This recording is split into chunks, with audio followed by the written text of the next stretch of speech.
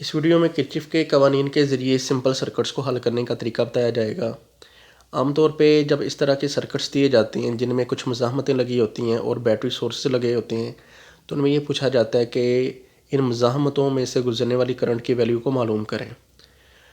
तो इसमें जो तरीकाकार है इन सर्किट्स को हल करने का, जो सिंपल मेथड है, उसमें कुछ पॉइंट्स हैं, उनको पहले ज़हन-नशीन कर लें कि कौन से पॉइंट्स को मद्देनज़र रख के हमने इन सर्किट्स को हल करना होता है, इन मज़ाहमतों में से गुजरने वाली करंट को मालूम करना होता है। तो सबसे पहले तो ये किया जाता है कि ये जो मज़ाहमतें और बैटरीज दी गई हैं इनको निशान लगा लें, ताकि न्यूमेरिकल हल करते हुए जब नाम दिए गए होंगे तो उनको हल करना, उनको समझना आसान हो जाएगा। तो 3 मज़ाहमतें हैं, इनको नाम दे लेते हैं कि ये R1 है या R2 है या R3 है, या अपनी मर्ज़ी से R1 R2 R3 या किसी भी तरीके से इनको नाम दे लिया जाता है। इसी तरह से ये जो 2 बैटरीज़ हैं, इसको E1 कह लें, इसको E2 कह लें, या इसको E1 इसको E2 कह लें, ये अपनी मर्ज़ी होती है कि किसी भी तरीके से मज़ाहमतों और बैटरीज़ को नाम दे लिए जाते हैं। तो चले मैं इसमें नाम दे रहा हूँ। ये जो 4 ओहम वाला रजिस्टर है ये R1 है, ये जो 5 ओहम वाला रजिस्टर है ये R2 है, और ये 10 ओहम वाला रजिस्टर R3 है। और जो 2 बैटरी सोर्सेस हैं इसमें 4 वोल्ट वाली बैटरी को E1 कह लेते हैं, और 2 वोल्ट वाली बैटरी ये EMF सोर्स 2 यानी E2 है। तो दूसरे स्टेप में ये करते हैं कि हम नोड्स बना लेते हैं कि जहाँ पे भी सर्किट के 2 एलिमेंट्स आपस में मिल रहे हैं वहाँ पे निशान लगा लें, क्योंकि जब मैश बनाए जाते हैं तो उनको जब नाम दिए जाएंगे तो उनको समझना, करंट्स का तयन करना आसान हो जाता है।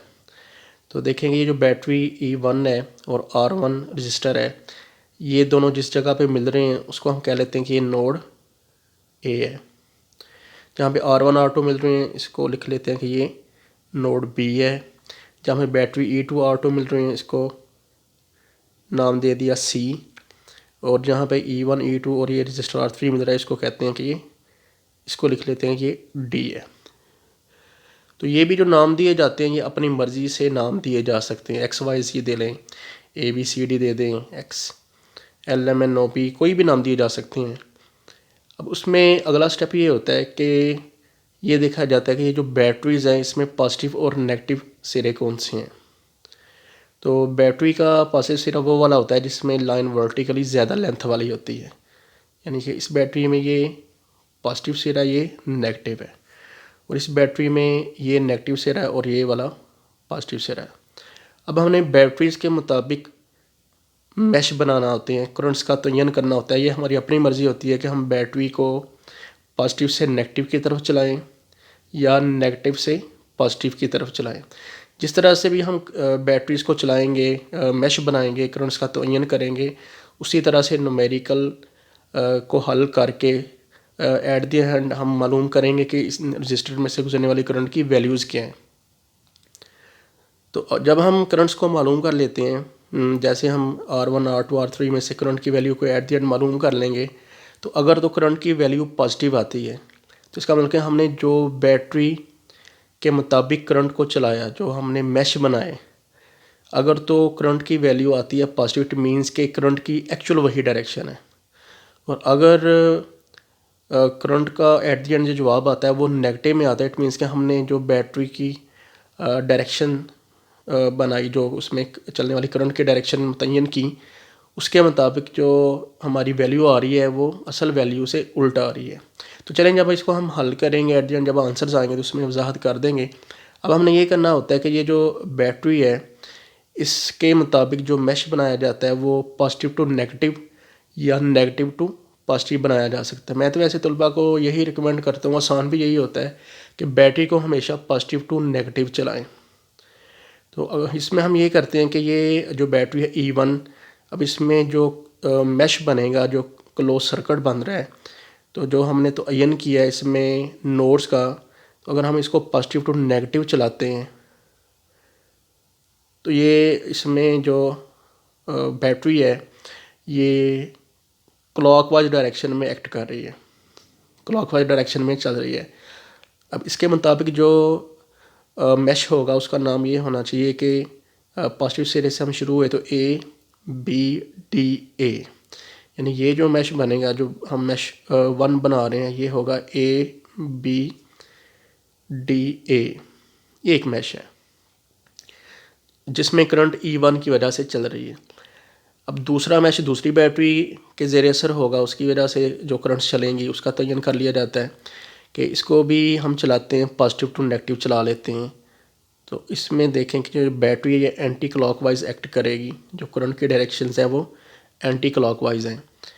इसमें देखें कि 2 वोल्ट की बैटरी है जिसकी वजह से इसमें करंट चल रही है, तो ये एंटी क्लॉकवाइज डायरेक्शन में है। और इसमें जो मैश बनेगा वो पॉजिटिव से शुरू हो तो CBDC ये मैश बनेगा बैटरी 2 वोल्ट वाली E2 के ज़रिए। अब लास्ट में ये करते हैं, जब हमने सर्किट्स को हल करना था उससे पहले कि अब हमने इन बैटरीज़ के मुताबिक करंट को नाम देने हैं, करंट का तयन करना है कि करंट की क्या डायरेक्शंस हैं। तो देखें कि E1 जो बैटरी है वो पॉजिटिव टू नेगेटिव चला रहे हैं, तो यहाँ पे हम नाम दे लेते हैं कि ये जो करंट चल रही है ये E1 की वजह से चलने वाली करंट I1 है। आसानी के लिए कोई भी नाम दिया जा सकता है। तो अब देखें ये करंट इस रजिस्टर में से जो करंट गुजर रही है वो I1 है। यानी जब हम एट द एंड मालूम करेंगे कि 4 ओम वाले रजिस्टर में जो करंट गुजर रही है वो I1 है और उसकी ये मिकदार है जो भी हम मालूम करेंगे। अब देखें ये जो करंट है ये रजिस्टर R3 में से भी गुजरेगी, मैश ABDA के मुताबिक ये I1 करंट गुजर रही है। तो ये करंट गुजर के इस तरह से अपना रास्ता मुकम्मल कर लेगी। तो इस मैश में 2 रजिस्टर्स आ रहे हैं, उनमें हमने करंट्स का तयन कर लिया। अब देखें जो बैटरी E2 है 2 वोल्ट वाली, इसको हम नाम दे लेते हैं कि इसकी वजह से जो करंट चल रही है वो I2 करंट है। यानी अब जो रजिस्टर R2 में से करंट गुजर रही है उसका नाम है कि ये I2 करंट है। अब देखें कि इस बैटरी की वजह से इस रजिस्टर R3 वाले में भी करंट चलेगी और ये करंट होगी I2। अब एक बात तो क्लियर हो गई कि बैटरी E1 की वजह से जो R1 में से करंट गुजर रही है वो I1 है, बैटरी E2 की वजह से जो R2 में करंट गुजर रही है वो I2 है। लेकिन ये जो रजिस्टर R3 है, चूँकि ये दोनों बैटरीज़ के ज़ेर असर है, तो अब इसमें देखें कि करंट I1 भी गुजर रही है और I2 भी गुजर रही है। अब जब हम इसको सर्किट को हल करेंगे, मैश ABDA को हल करेंगे, तो इस कॉमन रजिस्टर R3 में से जो करंट गुजर रही होगी वो होगी I1 प्लस I2। प्लस इस वजह से लगा रहे हैं क्योंकि इसमें 2 करंट्स गुजर रही हैं और दोनों की डायरेक्शन एक ही सिमत में है। मेन जो रीज़न है वो ये है कि करंट की जो डायरेक्शन है वो एक ही सिमत में है। अगर ये होता है कि ये जो करंट है I2 ये अगर I1 के अपोजिट चले, एक न्यूमेरिकल इस तरह का भी आएगा, अगर ये करंट I2 I1 के अपोजिट है तो इस बैटरी के ज़ेर असर करंट होगी I1 माइनस I2। और चूँकि करंट तो अब इसमें दोनों अपोजिट हैं, जब इस बैटरी के ज़रिए असर चलेगी तो फिर करंट हो जाएगी I2 माइनस I1। इसी तरह से बैटरीज़ में भी होता है कि एक मैश के अंदर अगर 2 बैटरीज़ आ जाएं, दोनों की डायरेक्शन एक ही हो, तो हम दोनों बैटरीज़ को जमा कर लेते हैं। और अगर दोनों बैटरीज़ की डायरेक्शन उल्ट हो तो फिर जो बैटरी अपोजिट साइड पे आ रही है उसको माइनस कर लिया जाता है। तो चलें इस तरह की एग्जांपल्स आएंगी। तो इस सर्किट में देख लें कि हमने रिपीट कर देता हूँ कि पहले स्टेप में हमने रजिस्टर्स और बैटरीज़ को निशान लगा लिए, नाम दे लिया R1 R2 R3 E1 E2। उसके बाद बैटरीज़ को प्लस और माइनस के निशानात लगा लिए, नोड्स का तयन कर लिया, उनको नाम दे दिए। उसके बाद मैश बना लिए, बैटरीज़ को पॉजिटिव टू नेगेटिव चला के उनको नाम दे दिए। और उसके बाद करंट्स का तयन कर लिया कि कौन से रजिस्टर में से कौन सी करंट गुजर रही है। अब हमने मेनली ये मालूम करना होता है कि इन तीनों रजिस्टर में से करंट की वैल्यू कितनी है। अब इस रजिस्टर में जो करंट चल रही होगी वो होगी I1, रजिस्टर R2 में चलने वाली करंट होगी I2 और रजिस्टर R3 में से गुजरने वाली करंट है I1 प्लस I2, या इसको I3 भी नाम दिया जा सकता है। तो अभी इस सर्किट को हल करते हैं। इस तरह के सर्किट्स को जब हल करना हो तो वोल्टेज लॉ के मुताबिक किया जाता है। यानी जो सिग्मा IR है, इस सर्किट में जितने भी वोल्टेज ड्रॉप्स का मजमूआ है वो सिग्मा EMF के बराबर है। तब इस सर्किट को हल करते हैं। उसमें पहले स्टेप में ये करेंगे कि किसी एक मैश के मुताबिक हम करंट की जो वैल्यूज़ है उसको मालूम कर लेते हैं। तो चलें शुरू करते हैं कि ये पहला मैश हम लेते हैं कि मैश A में करंट्स की क्या वैल्यूज़ है। इसमें देखें कि जो बैटरी है वो क्लॉकवाइज डायरेक्शन में एक्ट कर रही है। इस रजिस्टर में से करंट गुजर रही है I1। तो I1 R1, या इसको हम लिख सकते हैं कि ये 4I1 है, प्लस इसमें ये जो R3 है इसकी वैल्यू है 10 ओम। तो ये तो होना चाहिए I3R3 या R3 मल्टीप्लाई बाय इसमें जो करंट्स गुजर रही हैं I1 प्लस I2। अब जितने भी रजिस्टर्स हैं उनमें से गुजरने वाली करंट्स को लिख लिया। अब इसमें जो बैटरी है वो 4 वोल्ट की है। देखिए इसको हम हल कर रहे हैं कि यहाँ पे जो ड्रॉप्स हैं वो I1 R1 है, तो लिख लिया 4I1।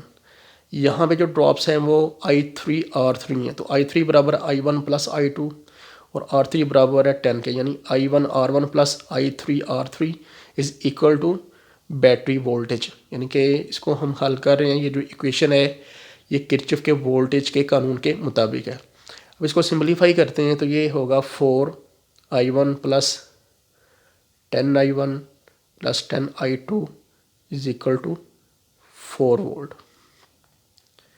अब इन दोनों को जमा कर लें तो ये आ रहा है 14I1 plus 10I2 is equal to 4 volt. अब इसको मज़ीद अगर सिंपलीफाई कर सकते हैं तो कर लिया जाता है। देखिए इक्वेशन के दोनों तरफ अगर हम 2 से डिवाइड करें तो ये इक्वेशन बन जाएगी 7I1 plus 5I2 is equal to 2 volt. अब इसको मज़ीद सिंपलीफाई नहीं किया जा सकता, तो इसको हम नाम दे लेते हैं कि ये इक्वेशन 1 है, जो हमने मैश ABDA के ज़रिए जिसको अख़ज़ कर लिया, जिसको बना लिया। अब दूसरे मैश के मुताबिक भी इसी तरह से जो वोल्टेज ड्रॉप हैं, जो बैटरी की वैल्यूज़ हैं, वो इक्वेशन बना लेते हैं। इसमें देखें कि जो मैश है CBDC, इसमें ये I2 R2 है, यानी 5I2 प्लस ये I3 R3 है। इसमें 10 ओम का रजिस्टर है और इसमें करंट्स हैं I1 प्लस I2, और यहाँ पे बैटरी एक्ट कर रही है जो कि एंटी क्लॉकवाइज एक्ट कर रही है, 2 वोल्ट की है। इसको सिंपलीफाई करते हैं तो ये 5I2 प्लस 10I2, यहाँ पे सॉरी I1 आना था, 10I1 plus 10I2 is equal to 2 volt. ये 5I2 plus 10I1 plus 10I2 is equal to 2 volt. अब ये 10I2 है, 15I2 है, 10I1 है, तो I1 पहले लिख लेते हैं। 10I1 plus 15I2 is equal to 2 volt. ये मज़ीद सिंपलीफाई नहीं हो सकता, तो इसको हम नाम दे लेते हैं कि ये इक्वेशन 2 है। जब 2 इक्वेशंस बना ली जाती हैं उसमें फिर ये स्टेप होता है कि हमने कोई ऐसी वैल्यू के साथ किसी एक इक्वेशन को मल्टीप्लाई या डिवाइड करना होता है जिससे I1 या I2 बराबर आ जाएं। यानी कि इसमें देखें कि हम ये चाहते हैं कि कोई एक करंट अभी मालूम कर लें। ये 7I1 है, ये 10I1 है, इसको 10 से मल्टीप्लाई करें, इसको 7 से मल्टीप्लाई करें, ये भी 70I1, ये भी 70I1 हो जाएगा। दोनों को बाद में माइनस करेंगे तो I2 की वैल्यू निकाल सकते हैं। या ये भी कर सकते हैं कि ये 5I2 है, ये 15I2 है, इसको 3 से मल्टीप्लाई कर दें तो ये हो जाएगा 15I2, ये ऑलरेडी 15I2 है।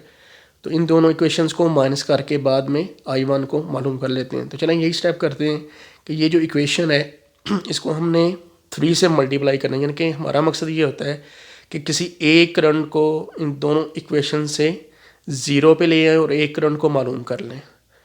तो हम ये करने लगे हैं कि इस इक्वेशन को मल्टीप्लाई करें 3 से, ताकि ये जो I2 करंट है दोनों इक्वेशंस में बराबर हो जाए। तो इसको 3 से मल्टीप्लाई करते हैं तो ये आ जाएगा 20I1 प्लस 15I2 और 6, 2 मल्टीप्लाई बाई 3, 6 वोल्ट, और ये इक्वेशन एज इट इज़ रहेगी। अब हमने ये करना है कि ये जो हमारे पास एक ये वाली इक्वेशन, इसको नाम दे लें कि ये इक्वेशन 3 है या 1 ही रहने दें, ये इक्वेशन 2 है। इन दोनों इक्वेशंस को ऊपर नीचे रख के माइनस कर लेंगे। अब हम इक्वेशन 3 और इक्वेशन 2 को माइनस करने लगे तो ये इक्वेशन बन जाएगी 21i1 plus 15i2 is equal to 6 volt. और जो दूसरी इक्वेशन है वो 10i1 plus 15i2 is equal to 2 volt. ये इक्वेशंस दोनों लिख ली। अब इन दोनों इक्वेशंस को माइनस कर लें तो माइनस के निशाना लगा के ये ज़ीरो हो जाएगी और ये आ जाएगा 11i1 is equal to 4 volt. तब मालूम कर लेते हैं i1 की वैल्यू। तो i1 is equal to 4 divided by 11 उस साइड पे जाके डिवाइड हो जाएगा। तो ये i1 की वैल्यू आ रही है 0.364 एम्पेयर। यानी कि ये जो अब करंट की वैल्यू है i1, अब ये करंट है कि रजिस्टर R1 में से जो करंट गुजर रही है वो i1 है। अब इसकी वैल्यू हमने जो मालूम की है वो है 0.634 एम्पेयर। यानी रजिस्टर 4 ओम में जो करंट गुजर रही है उसकी वैल्यू 0.364। अब देखेंगे ये जो वैल्यू आई है ये हमारे पास पॉजिटिव है। तो पॉजिटिव वैल्यू आने का मतलब ये होता है कि हमें जो बैटरी की डायरेक्शन, जो हमने करंट्स की डायरेक्शन मुतय्यन की थी उसी के मुताबिक ये करंट है। क्योंकि ये पॉजिटिव है तो करंट अब चल रही है A टू B। अगर यहाँ पे नेगेटिव आएगा तो फिर हम कहेंगे कि करंट चल रही है B टू अब चूँकि यहाँ पे करंट पॉजिटिव है तो अब करंट की जो डायरेक्शन है वो A टू B है और करंट की जो वैल्यू है वो 0.364 एम्पेयर है। अब हम मालूम कर लेते हैं I2 की वैल्यू। तो I2 की वैल्यू मालूम करने के लिए किसी भी इक्वेशन में, इक्वेशन 1 में या इक्वेशन 2 में या इक्वेशन 3 में I1 की वैल्यू लगा के इसको मालूम किया जा सकता है। तो ये कह रहे हैं कि ये जो इक्वेशन 1 है इसमें ये जो वैल्यू मालूम की है I1 की इसको पुट कर देते हैं। तो 7 मल्टीप्लाई बाय जो I1 की वैल्यू है 0.364 प्लस 5i2 मालूम करनी है इज इक्वल टू 2 वोल्ट।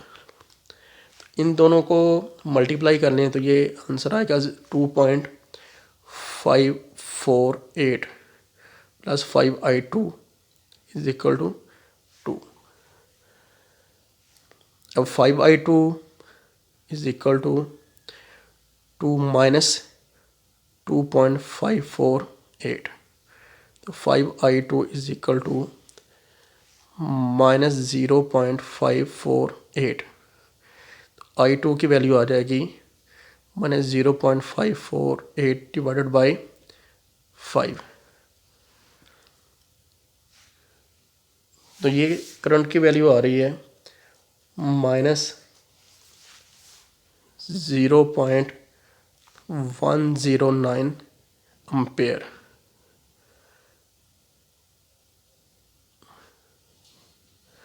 अब देखेंगे जो करंट की वैल्यू वो माइनस आ रही है।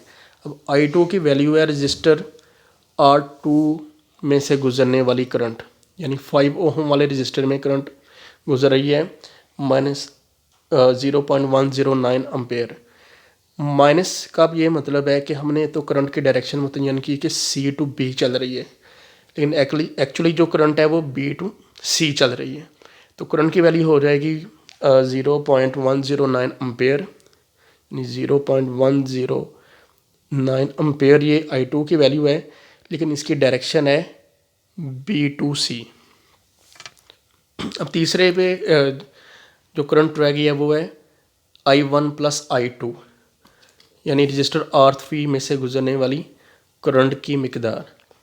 अब दो करंट्स हम मालूम कर चुके हैं I1 और I2, इन दोनों को जमा कर लें यानी I1 प्लस I2 ये वैल्यूज़ लगा लेते हैं। अब I1 बराबर है 0.364 प्लस ये वाला और I2 की वैल्यू है माइनस 0.109। तो ये हमारे पास वैल्यू आएगी 0.109 255 एम्पेयर। देखेंगे इसकी वैल्यू जो आ रही है ये भी पॉजिटिव है, यानी रजिस्टर R3 में से जो करंट गुजर रही है I1 प्लस I2 उसकी वैल्यू है 0. ये करंट हमारे पास आ रही है 0.255 एम्पेयर। क्योंकि इसकी वैल्यू पॉजिटिव है तो इसलिए करंट की डायरेक्शन जो हमने मुतय्यन की थी I1 प्लस I2 B2D यही होगी, यानी ये करंट जो रजिस्टर R3 में से गुजर रही है वो B2D चल रही है।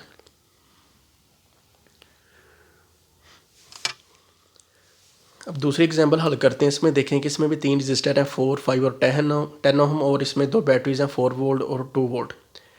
पिछली एग्जांपल इसमें सिर्फ ये फ़र्क है कि ये इसमें जो बैटरी 2 वोल्ट है इसमें पॉजिटिव, ये पॉजिटिव सिरा है और ये नेगेटिव है। बाकी जितना भी डेटा है वो सारे का सारा सेम है।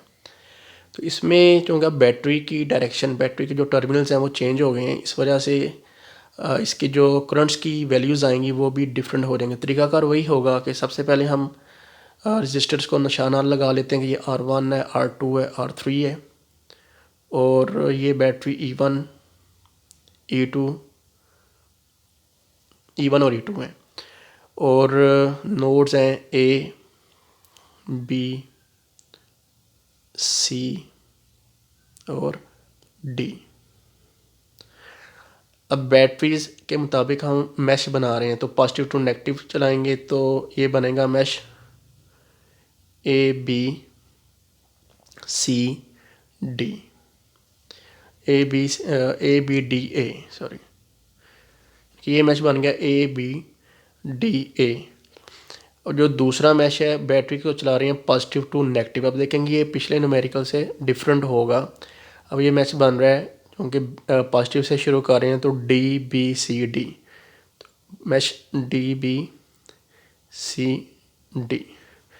ये 2 मैश बन गए। अब इसके मुताबिक करंट्स का तयन करते हैं कि जो बैटरी E1 की वजह से करंट चल रही है ये I1 है और इसकी ये डायरेक्शन बन रही है I1 ABDA। अब ये दूसरी करंट बैटरी E2 की वजह से चल रही है, इसको यहाँ से चूँकि पॉजिटिव टू नेगेटिव है तो ये करंट I2 है और इस रजिस्टर में जो करंट गुजर रही है ये I2 है और ये उसकी डायरेक्शन बन रही है DBCD I2।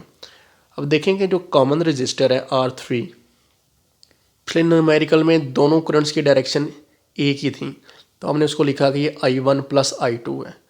क्योंकि अब इसमें दोनों करंट्स एक दूसरे के अपोजिट हैं तो जब हम बैटरी E1 के रेफरेंस से लिखेंगे तो फिर हम कहेंगे इस रजिस्टर में करंट चल रही है I1 माइनस I2, और जब हम इस बैटरी के ज़रिए से करंट्स की वैल्यूज़ लिखेंगे तो फिर हम लिखेंगे I2 माइनस I1।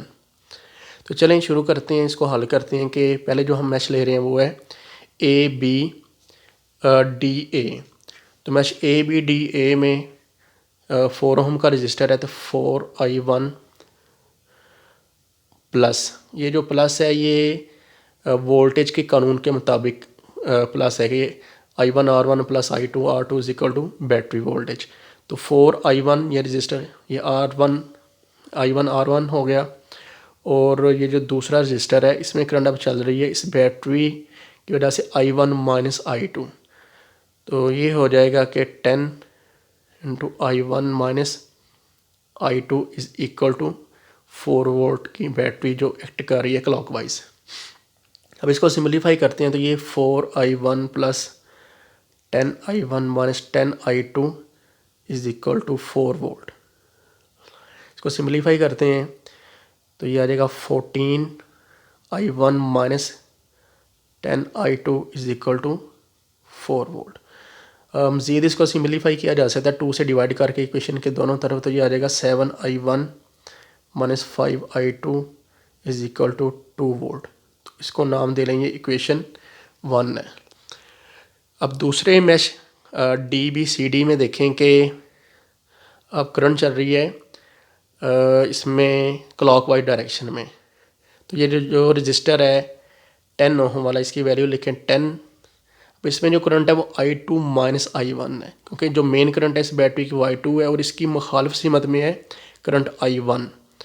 अब इसको हम लिखेंगे कि 10 ये करंट I2 माइनस I1। अब ये एक रजिस्टर के क्रॉस वोल्टेज ड्रॉप हो गए प्लस, अब इसमें ये जो रजिस्टर 5 ओम है इसमें करंट I2 और इसकी वैल्यू है 5, यानी कि 5I2 is equal to 2 volt की बैटरी है। इसको सिम्प्लीफाई करते हैं तो ये 10I2 minus 10I1 plus 5I2 is equal to 2 volt. तो ये आ रहा है कि ये माइनस 10I1, इसकी वैल्यू पहले लिख रहे हैं I1 की, ये भी प्लस 10I2 है, ये भी प्लस है 5I2, तो ये हो जाएगा 15I2 is equal to 2 volt. मज़ीद सिम्प्लीफाई नहीं हो सकती इक्वेशन, तो इसको नाम दे लें कि ये इक्वेशन 2 है। अब हमने किसी ऐसी वैल्यू का इंतखाब करना है कि जिसमें कोई एक करंट चलें I2 कर लेते हैं कि वो माइनस, दोनों को माइनस करके या प्लस करके वो ज़ीरो कर दें। तो इसमें देखें कि I2 की वैल्यू है 5I2, यहाँ पे I2 की वैल्यू है 15I2। तो अगर हम इसको 3 से मल्टीप्लाई करते हैं तो ये दोनों करंट्स सेम हो जाएंगे, ये नेगेटिव है ये पॉजिटिव है, दोनों इक्वेशंस को जमा करके I2 को ज़ीरो कर सकते हैं। इसमें इस इक्वेशन को मल्टीप्लाई कर देते हैं 3 से, तो ये आ जाएगा 21I1 minus 15I2 is equal to 6 volt, और ये इक्वेशन एज इट इज़ है। अब इसमें ये इक्वेशंस ऊपर नीचे रख के लिख लेते हैं कि 21I1 minus 15I2 is equal to 6 volt, और दूसरी इक्वेशन है minus 10I1 plus 15I2 is equal to 2 volt.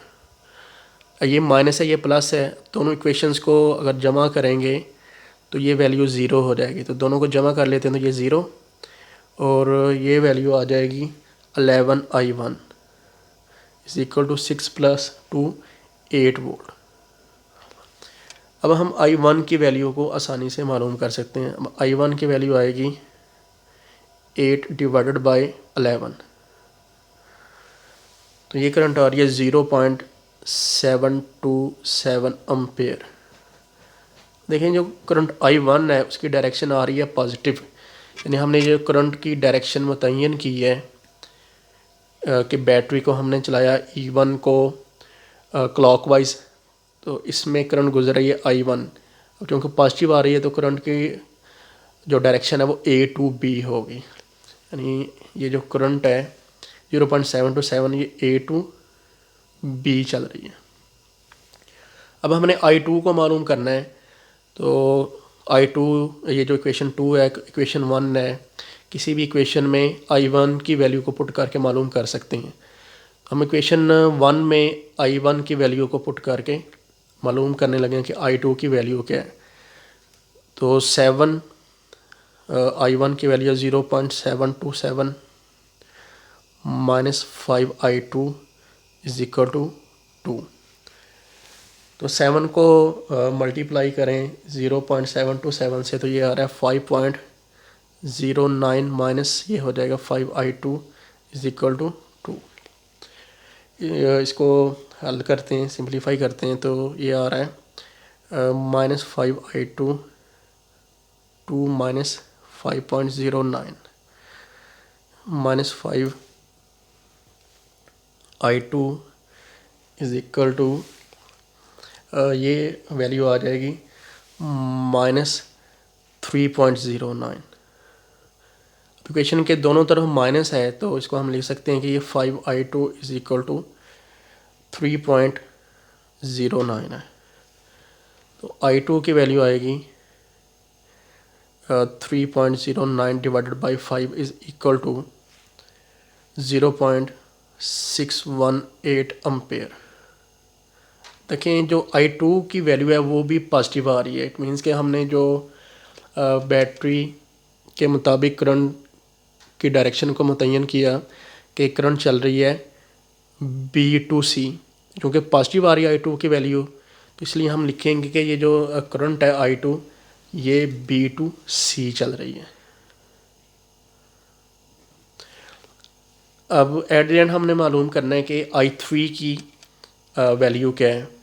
तो इसमें हम इसको अगर बैटरी E1 के हवाला से मालूम करें तो हम लिख सकते हैं कि I1 माइनस I2, या अगर बैटरी E2 के हवाला से लिखे तो हम लिख सकते हैं I2 माइनस I1। किसी भी तरीके से हम इसको मालूम कर सकते हैं।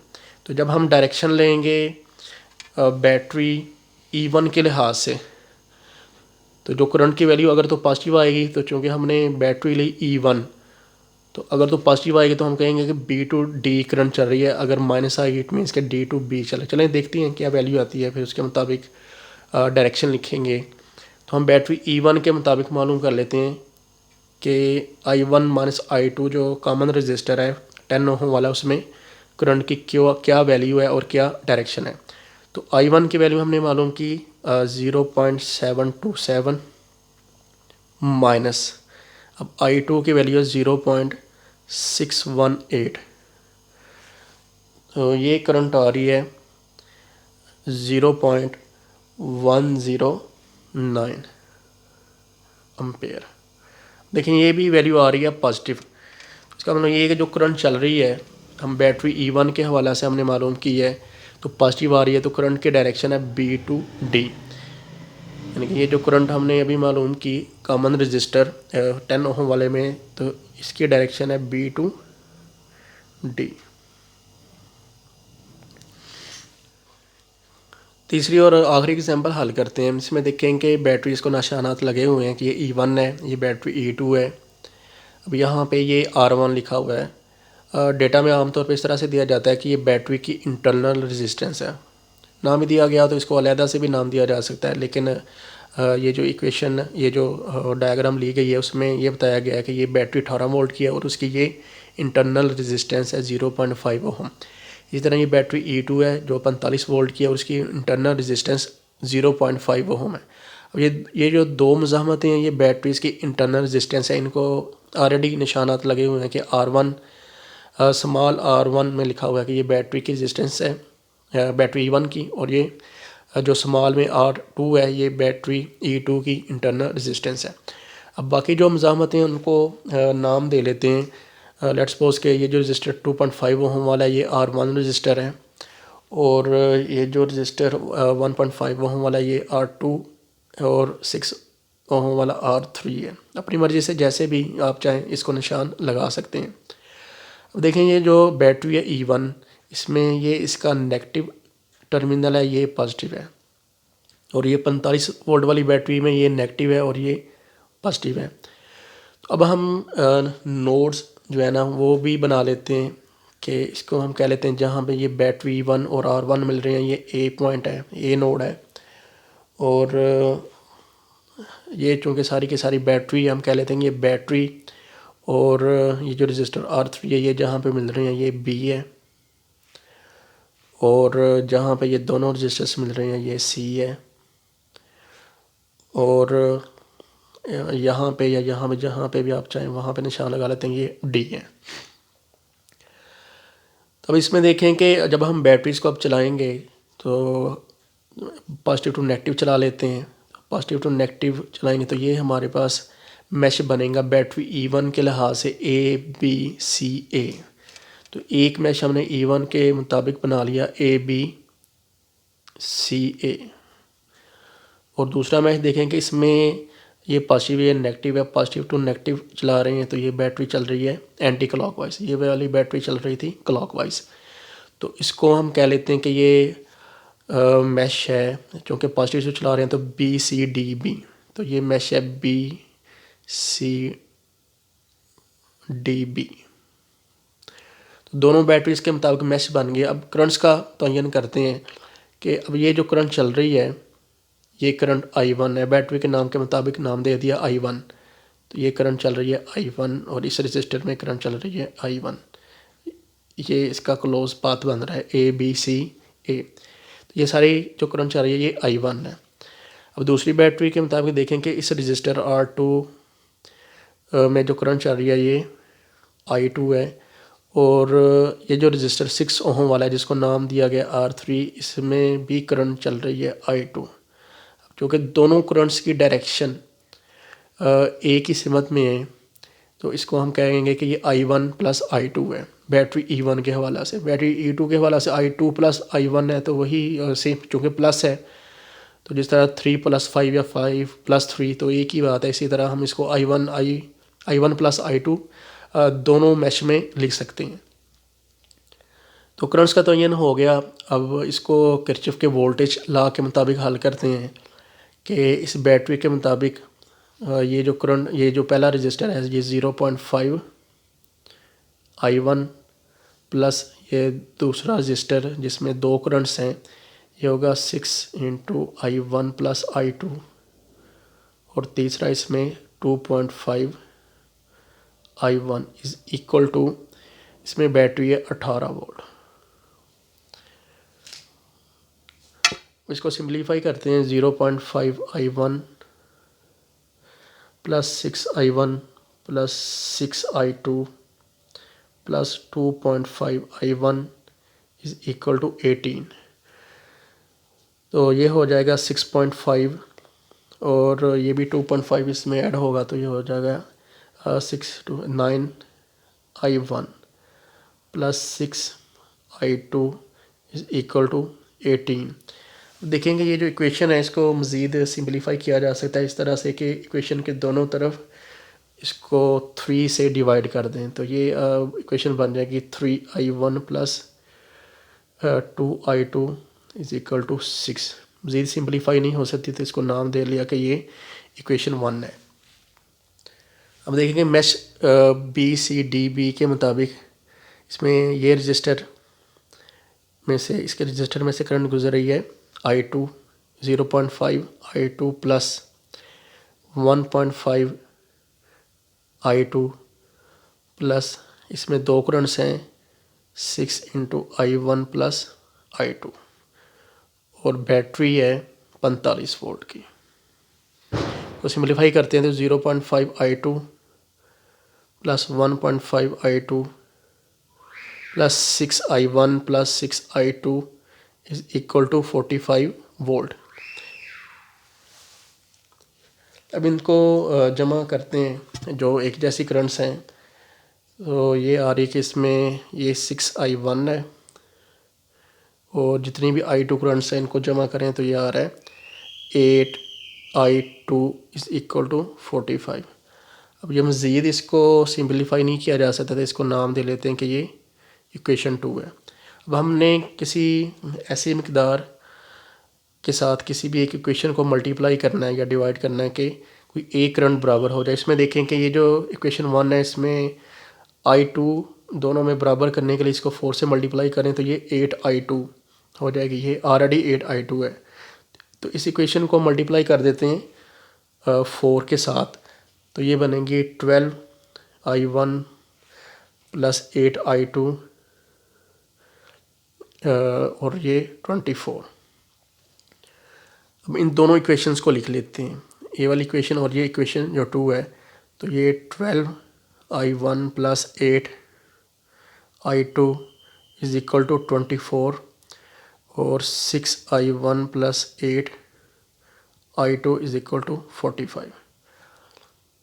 अब एक करंट को ज़ीरो करने के लिए इन दोनों इक्वेशंस को माइनस करना पड़ेगा, तो माइनस के निशान लगा के ये करंट हो जाएगी 0।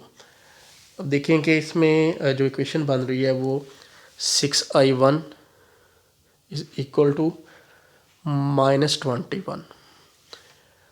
अब हम मालूम कर सकते हैं कि इसमें I1 की वैल्यू क्या है, तो I1 is equal to -21 divided by 6, तो ये करंट आ रही है -3.5 एम्पेयर। जो I1 करंट है जो हम मालूम कर रहे थे रजिस्टर, ये मेन रजिस्टर है, ये बैटरी के इंटरनल रजिस्टर 2.5।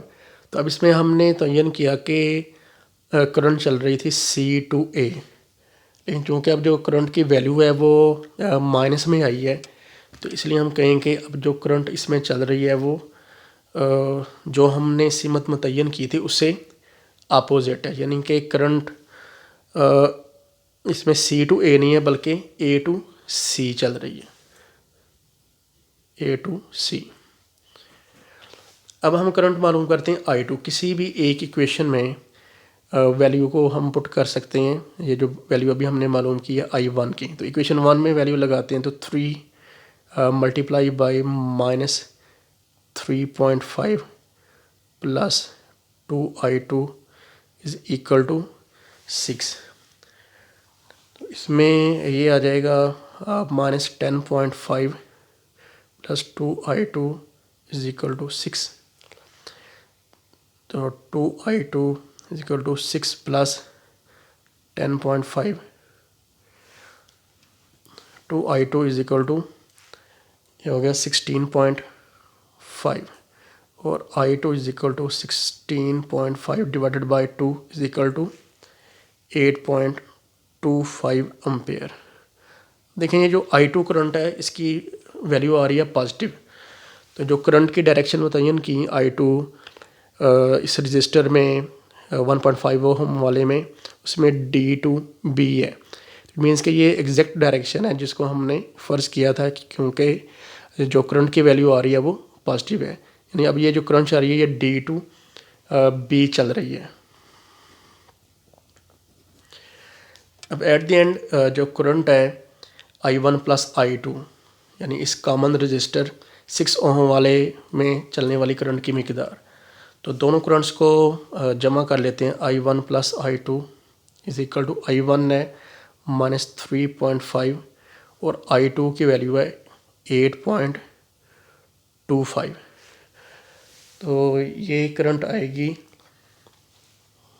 जो कॉमन रजिस्टर में करंट आ रही है 4.75 एम्पेयर, क्योंकि ये भी पॉजिटिव आ रही है 4.75 ये भी पॉजिटिव आ रही है। तो कॉमन रजिस्टर में हमने वैल्यू ली B2C, दोनों बैटरीज के मुताबिक ये B2C है। तो क्योंकि इसकी वैल्यू आई है पॉजिटिव, मीन्स के करंट की यही डायरेक्शन है जो हमने फ़र्ज़ की थी B2C। तो ये हमने 3 एग्जांपल्स हल की समझने के लिए कि किरचॉफ के कवानीन को किस तरह से हल करते हैं। अगर आपको समझ नहीं आती, क्लियर नहीं होता, तो हम ज़ीद एग्जांपल्स को भी हल करेंगे इंशाल्लाह।